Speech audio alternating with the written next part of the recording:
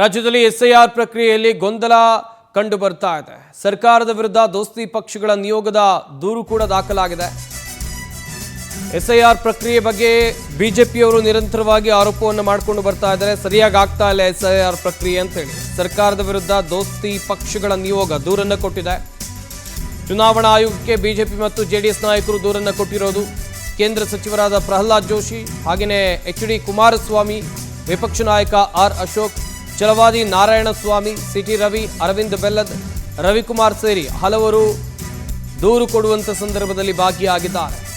SIR ಪ್ರಕ್ರಿಯೆ, ಮತದಾರರ ಪಟ್ಟಿ ಪರಿಷ್ಕರಣೆ ಸರಿಯಾಗಿ ನಡೀತಾ ಇಲ್ಲ, ದುರ್ಬಳಕೆ ಆಗ್ತಾ ಇದೆ, ಅಧಿಕಾರಿಗಳನ್ನ ದುರ್ಬಳಕೆ ಮಾಡಿಕೊಂಡು ಅಕ್ರಮವನ್ನ ಎಸಗ್ತಾ ಇದ್ದಾರೆ ಎನ್ನುವ ಆರೋಪ ಕೇಳಿಬಂದಿದೆ.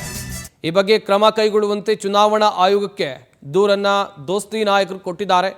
ನೋಡ್ತಾ ಇರಬಹುದು, ಬಿಜೆಪಿ ಮತ್ತು ಜೆಡಿಎಸ್ ಮೈತ್ರಿ ನಾಯಕರು ಚುನಾವಣಾ ಆಯೋಗಕ್ಕೆ ಭೇಟಿ ನೀಡಿ ಅಲ್ಲಿ ಎಸ್ಐಆರ್ ಪ್ರಕ್ರಿಯೆ ಕುರಿತಂತೆ ರಾಜ್ಯ ಸರ್ಕಾರ ಇದನ್ನು ಸರಿಯಾಗಿ ಮಾಡ್ತಾ ಇಲ್ಲ ಅಂತೇಳಿ ದೂರನ್ನ ಕೊಟ್ಟಿದ್ದಾರೆ. ಕೇಂದ್ರ ಸಚಿವ ಪ್ರಹ್ಲಾದ್ ಜೋಶಿ, ಎಚ್.ಡಿ. ಕುಮಾರಸ್ವಾಮಿ, ವಿರೋಧ ಪಕ್ಷದ ನಾಯಕ ಆರ್ ಅಶೋಕ್, ಹಾಗೆಯೇ ಛಲವಾದಿ ನಾರಾಯಣಸ್ವಾಮಿ, ಸಿಟಿ ರವಿ, ಅನೇಕ ನಾಯಕರು ಈ ಸಂದರ್ಭದಲ್ಲಿ ಉಪಸ್ಥಿತರಿದ್ದರು. ನೋಡ್ತಾ ಇರಬಹುದು ದೃಶ್ಯಗಳಲ್ಲಿ.